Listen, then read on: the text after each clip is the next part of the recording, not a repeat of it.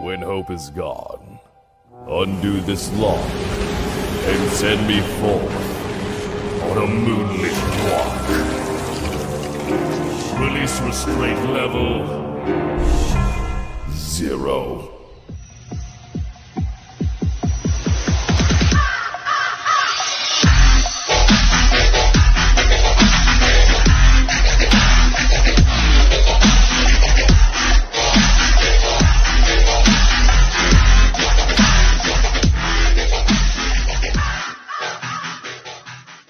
Hey kids, wanna see a dead body? Hi guys, this is the Void of the Ravenclaw. Welcome back to another fanfiction story. If you like this type of content, smash the like button and subscribe for future videos and updates that I do post on my community tab frequently. If you want access to my early content or my gaming content, check that on my Discord. This is the Red Devil of the Red Lantern Corps, part 2, I believe. I'm going to run some information first before we continue with our story. The main character of this fanfiction, Draconis. I know he doesn't talk a whole lot, because I specifically wrote him that way. Because he's still trying to define who he is, outside of him being a living weapon. As the series progresses, I'll build onto his character a little more. In simplest terms, he's still in factory setting. Type of environment Draconis will be a big part on his personality, and who he is will develop. That's basically what I have set for this character, for this main OC. Let's continue where we last left off in our story. After Draconis was collected from the engine room, he continued to follow the woman. Draconis did not speak, nor did he make eye contact with her. He kept his eyes straight ahead. Vivian would normally get a question or two from any of the cadets that she's encountered with so far, but this one seems a bit different. But she could clearly tell this specific cadet is a lot more different. It's quite evident. He's even different compared to his fellow other super soldiers. Where she knows they're not machines, each super soldier has their own unique personality. But Draconis seems to be more reserved. At least that's what she got from first impressions. But as long as he knows how to follow orders, she won't have any issues with him. They finally arrive as Lieutenant Vivian stopped right outside the door of the docking hangar, where they keep all their ships, from transports to starfighters. As they wait for the rest of the team to show up, it didn't take long for the rest of the members of the boarding party to arrive. Draconis noticed he was the only cadet and super soldier on this little away team, but he chose not to mention or comment on that fact and kept a calm, collected expression on his face, almost unemotional. Alright, you're all here. Our mission for this operation is quite simple. We're here to take one of the transports from the hangar to make it to the moon to check out the status of the outpost. We're to locate any survivors and eliminate all hostiles. I'll be taking the lead on this operation. After all, I happen to be a lieutenant So clearly I outrank you. All of you. Hope there's no issues with this. Because I would hate to unpleasant side. For Vivian, heard nothing. She continued. Good. The commander and I agreed. A super soldier is needed. So that's why this cadet is here. You don't need to know my name. You could refer to me as Lieutenant or Ma'am. Nor do I wish to know any of your names. The likelihood of everyone here surviving on this operation is very unlikely. There's no point in remembering your names, because not all of you are going to come back.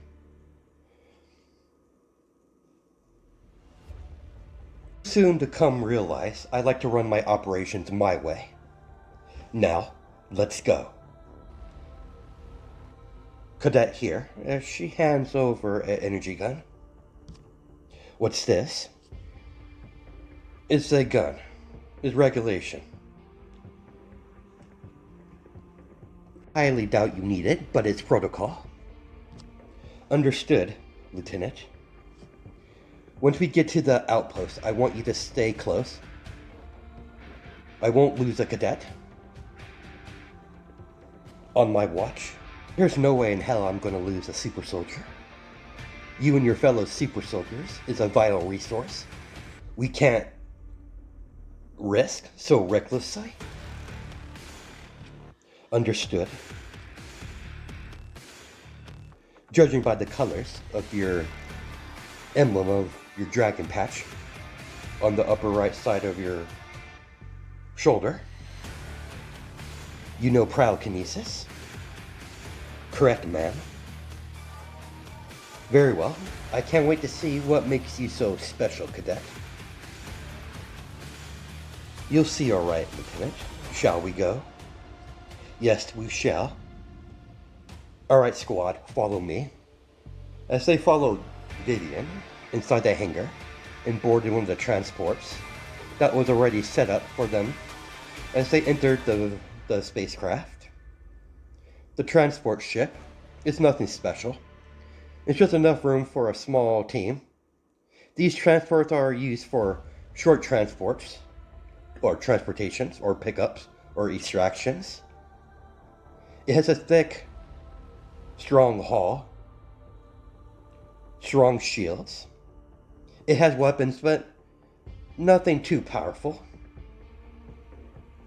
Nothing like what's on any of their battleships.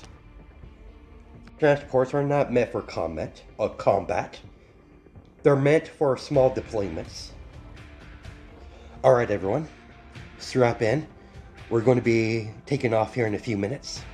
I won't lie to you, we're walking in blind. There's a good possibility there might be a pirate presence in the outpost. And judging by the past behaviors, they're not shy about leaving their own behind. And that's why we have Cadet over here. He's part of the super soldier program. He'll be extra muscle if things get complicated.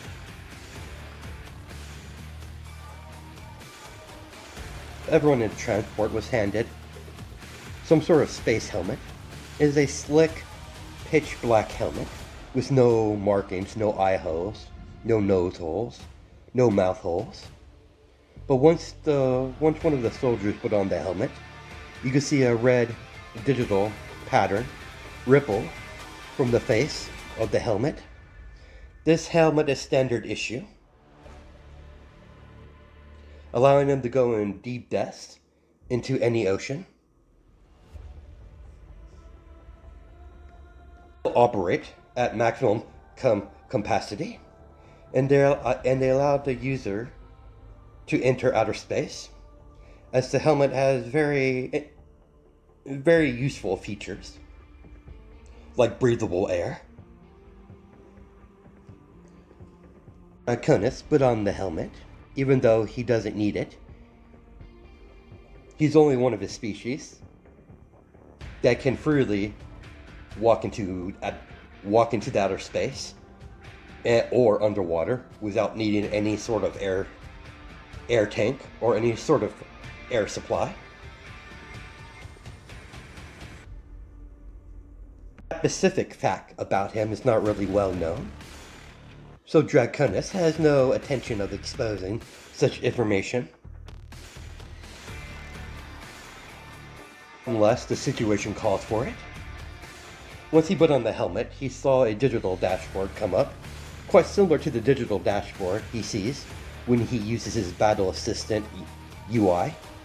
It's not as effective as the dashboard with his Battle Assistant UI, but the helmet serves many functions, and well enough, so he didn't mind.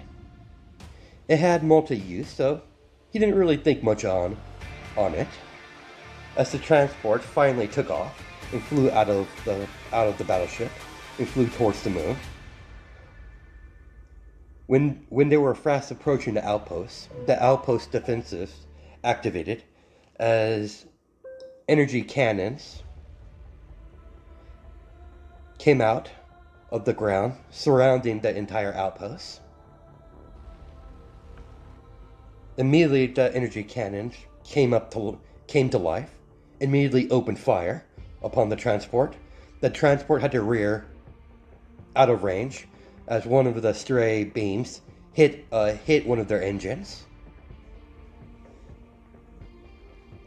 Usually crash land near one of the tracks that they use to transport goods from the station to the outpost. Everyone good? We're all fine, Lieutenant. Orders. So my suspicions are correct. They're most likely pirates inside the outpost. They somehow managed to activate the defenses of the outpost. We won't be able to break our way through. There's only one way to get into the outpost now. We need one of these transport trains. They'll be able to pass right through the energy barrier that the outpost is surrounded by. Any other methods would be impossible. Even if you get past the large energy cannons, you have to get past the energy shield, and that's easier said than done. The problem is the station is not closed, and our engines are damaged on the transport, so we're stuck in the water. As useful as these helmets are, they don't have infinite supply of oxygen for us to use. I guess it's a good thing we have a super soldier. He'll be able to travel faster than any of us could. Is that correct, Cadet? Just give me the order, ma'am, and I'll take care of it. Good. Most would consider this a suicide mission. The station itself has its own defenses, so approach carefully. We are uncertain if there's pirates at the station as well as the outpost. Understood. Draconis activated a button on the panel right beside the door of the exit of the transport. Once the door eventually opened up, he stepped outside of the transport as the door shut behind him. In a little depressurizing chamber. He hasn't made it outside just yet. As the door shut behind him, immediately depressurize the little hatch. Then finally the main door opened up, revealing outside onto the moon's surface as Draconis took his first step onto the moon and began to follow the tracks away from the outpost and heading toward the station. The Battle Assistant UI activated on his own and produced a holographic image right in his viewpoint or, line of sight, and mark down the path he has to take in a digital window on the digital dashboard, showing his distance and the distance between him and the station, and estimate time arrival. The UI even gave possible methods to increase his speed, but Draconis chose not to act too rashly. Draconis now could see the station from the top side of the cliffside he's currently on.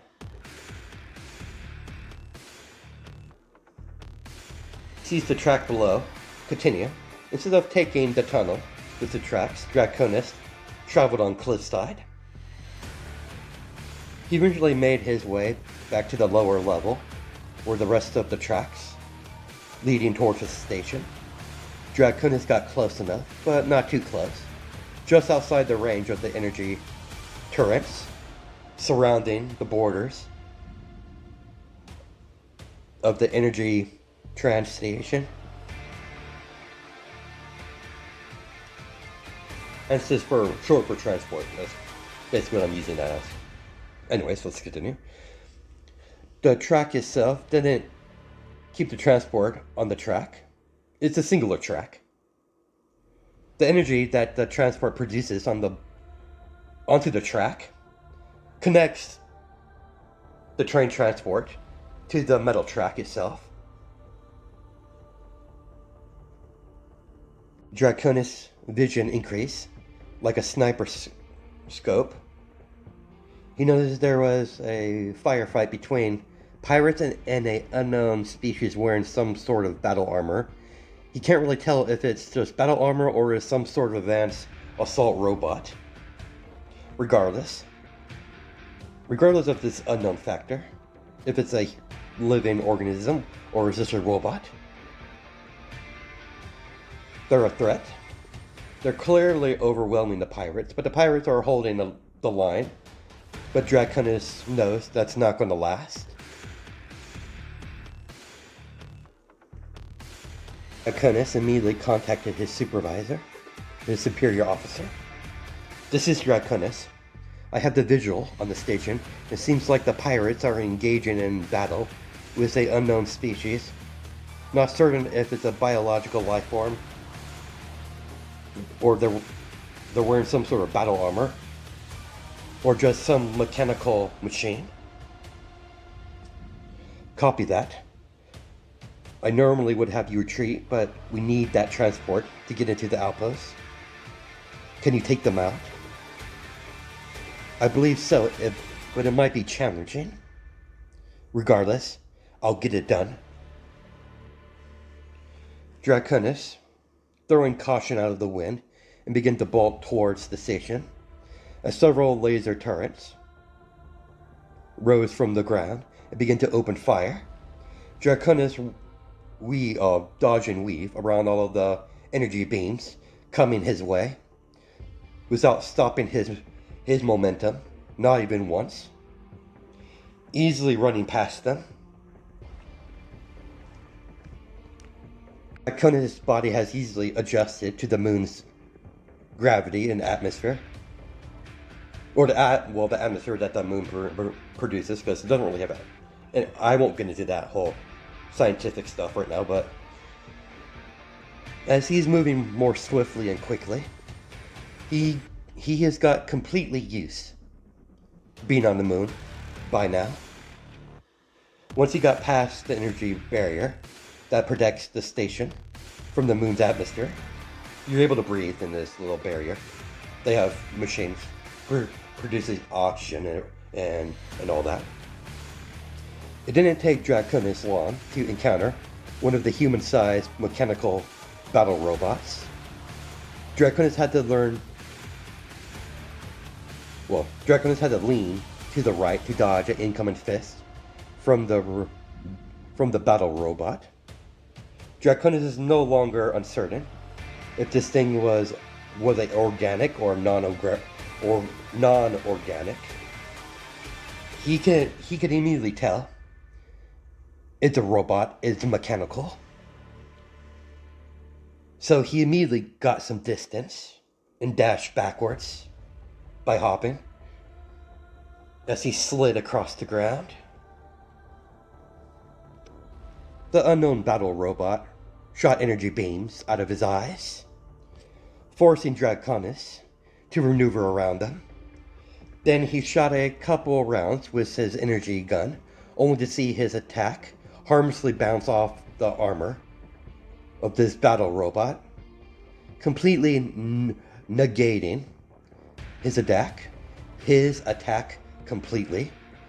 Draconis tried to use telekinesis on the unknown battle robot, only for his attempt to be negated.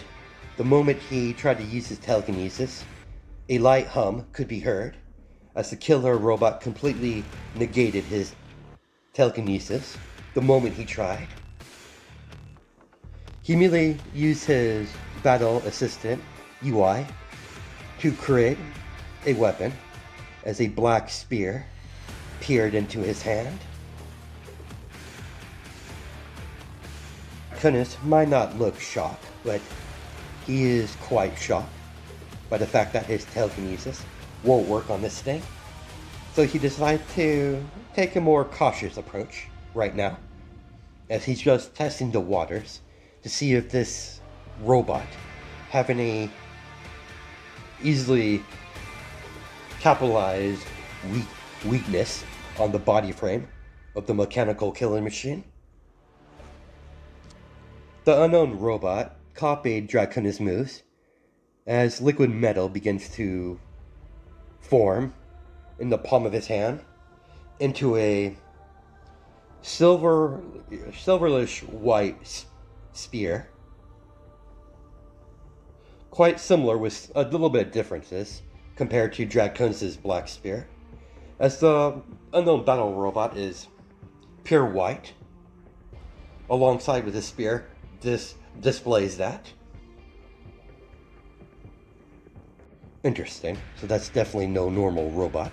As Draconis immediately charged and thrust his black spear at the unknown robot. The unknown robot copied Draconis' move exactly, as the two different color spears collided with each other, making sparks as they begin to clash with each other.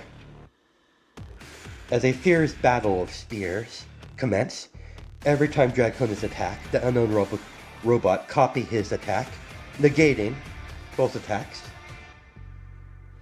As the tip of the spears would collide with each other every time. Funny little bucket of bolts. All it's doing right now is just copying every single of my moves and movement. It's annoying. At this time, Draconis is not using any of his superior strength. Now realizing his opponent is too dangerous, he can allow this thing to learn more as he uses pyrokinesis onto his black spear, setting it on fire. As he gave a powerful thrust towards his opponent, the unknown robot copied his attack movements. Then the fire on the spear shot forward into a large fire blast, as the unknown robot was sent flying by the impact of the fire blast with the explosion. As Draconis appeared right above him, with his spear pulled back as he thrust his black spear towards the chest plate of the robot. As the spear made contact, the moment the black spear made contact, the spear cracked and crumbled until the black spear broke and returned back to ooze from original form as it slithers back into the black crystal on the back of Draconis' wrist. When the weapon is broken from the Battle Assist UI, it will return back to the crystal automatically. The user can make multiple, so there's no limit on how many weapons they're able to use using the functions of the UI.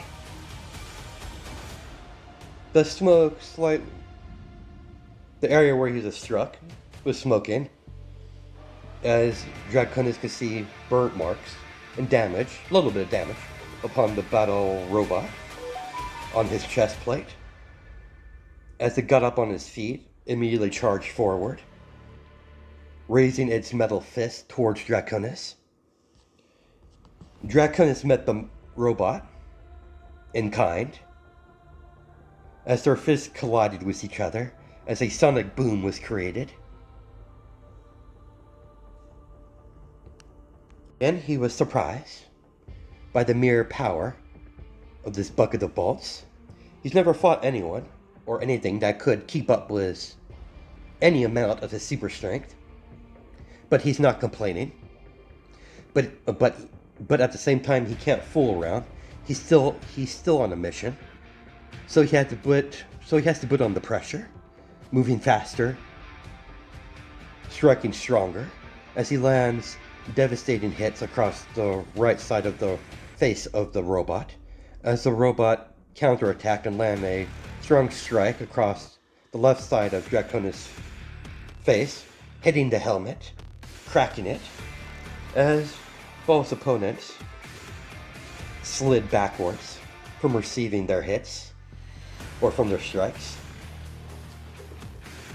The pirates that were watching the battle immediately opened fire on both of them. Draconis got out of firing range and took off the shattered helmet and threw it to the side. Several space pirates came running towards Draconis. He swiftly created a black blade and charged forward, dodging and weaving around over all of their overextend swings with their bladed weapons. Draconis easily capitalized with their sloppy swings and chopped off one of the heads of the pirate. Then he proceeded to set the rest of the space pirates that's in his vicinity on fire. He proceeded to finish them off by plunging his sword into their hearts, one after another. The black sword begins to split, eventually returning into two black daggers, as Draconis cut down any of the space pirates that got in his way, as his main target is the robot, as he begins to target their vital areas with the two black daggers, slowly making his way towards the unknown robot.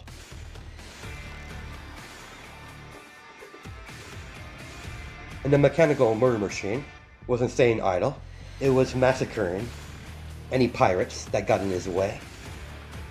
That only made the space pirates to attack him more, causing the space pirates to die in an alarming rate. Draconis instantly threw his daggers, hitting two of the remaining space pirates in the back of the skull. That pierced right through their helmet as they fell onto their face. As Draconis leaped in the middle of the air and came down with a powerful fist. Mechanical murder machine, sensing danger, did a dash to the right, completely dodging the powerful attack. As Draconis cracked the ground when his fist made contact, then the unknown robot kicked Draconis away. As Draconis was airborne from the kick, as he fixed his posture and landed on his feet, the moment his feet touched the ground, Draconis rushed forward and grabbed the two black daggers that's still currently in the back of the skull of the two pirates and yanked them out and began to hack and slash towards the robot. Despite landing several slashes, he only accomplished several small cuts on the armor plating of the robot. Nothing adequate to take this thing down. In retaliation, In retaliation, in Draconis trying to cause harm to its frame, it unleashed a powerful punch that hit Draconis in the chest, sending him flying into several large metal containers that's filled with minerals and mining ore that is used to maintain the outposts that they get off planet, that gets delivered every so often. The unknown robot appeared standing right above Draconis as the mechanical war machine grabbed Draconis by the throat and threw him into several more metal containers. Then the robot proceeded to stomp into his chest with his metal foot, bending the metal of the container, digging Draconis further into the ground. In response, Draconis shot a fireball out of his mouth that exploded on impact, sending the flying robot skidding across the ground, as a large burn mark could be seen more present on his chest, damaging a little bit of the frame. When the unknown robot was about to get to his feet, Draconis pierced the robot's frame and plunged his fist into the chest plate of the robot, then unleashed a devastating explosion using his ability to use cryokinesis and turning it into an explosion. So you get up from this, you scrap metal, you pile of scrap metal, as he instantly set off the explosions inside the robot's frame. As a large explosion went off, small crater, you can only see Draconis dusting off his shoulder from all the moon dust that's on it from the rock.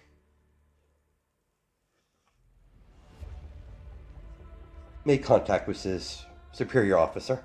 This is Draconis. The area is now secured. Copy that. Cadet, proceed. Copy that, ma'am. Draconis did one last check on the outside of the station to make sure all of the forces in the immediate area was eradicated. As he entered the large station, all Draconis could see is dead bodies of space pirates scattered all around. He approached one of the transport trains and gained entry. As he proceeded to go into the cockpit of the transport train, it began to turn on the transport as the power quickly came to life as he slowly began to move out of the station towards their meetup point with the rest of his team. The train transport finally stopped as the rest of the unit made themselves known as they began to enter the transport train. Excellent work. I'm sending you the footage of the battle. I have no doubt we'll most likely come across more of these robots. Very well, I will review the footage. As Draconis transfer footage of the battle from his battle assistant UI over to Vivian through her battle assistant UI. Once the information was transferred over, she immediately began to review the footage. It only took Vivian a full hour to watch the footage, multiple times, to make sure she got every detail that would be useful if they come across more. I've never seen anything like this. This is troubling. These mechanical scrap of metal are completely immune to telekinesis, judging by the footage. Not only that, but they had impressive physical strength. More so the normal type of robots. We need to come up with a countermeasure. I don't think the rest of the team can do what you did. Any idea where these robots came from and who would actually have the capabilities of making something so high-tech? I'm unsure. The galaxy is a big place.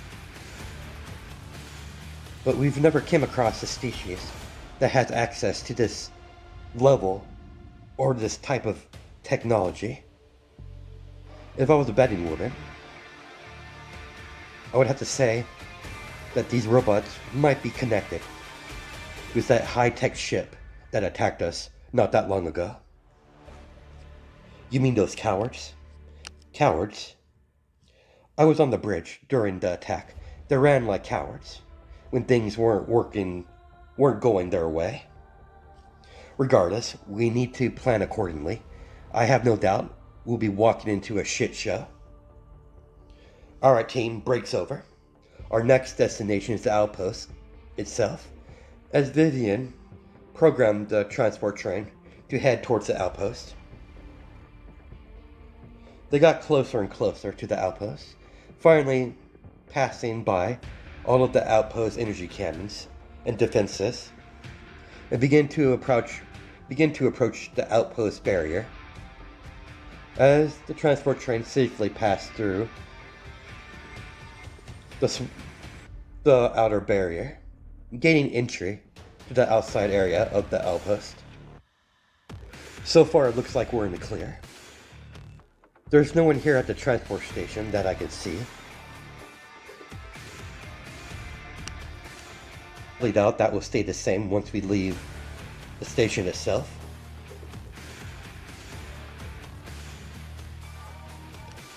I would advise you all to be careful if you come across these robots. The weapons we can create with our battle assistant UI can break against these break against their mechanical plating of these robots. I noticed that as well when I was going over the footage. Even with your pyrokinesis wasn't as effective. You had to use it more uniquely. That's the only reason why you destroyed that damn thing. And they seem to be immune to our energy weapons. These killing machines are either completely immune to energy attacks, or the energy attacks we've been using through our weaponry doesn't produce enough energy to actually cause damage to whatever metal they're made of, or whatever material they're made of. Alloy, not really sure. But lucky for us, this outpost will have what we need to even the playing field. You don't mean? You catch on fast, cadet. We need to locate and acquire one of these laser drills that is used to mine minerals. I highly doubt they've been using these drills here on this moon. After all, the moon doesn't have a whole lot of minerals that would be useful outside of moon rock. We already have more superior material for that, so we don't need that. We already have access to more stronger material. When I was at the station, I saw many metal containers filled with different ores. That is true. The Empire does leave supply drops on this moon for the outpost, but there hasn't been a supply drop in quite some time since the outpost went dark, according to the reports. As that's where we're going to stop it. I'll catch you guys in the next part.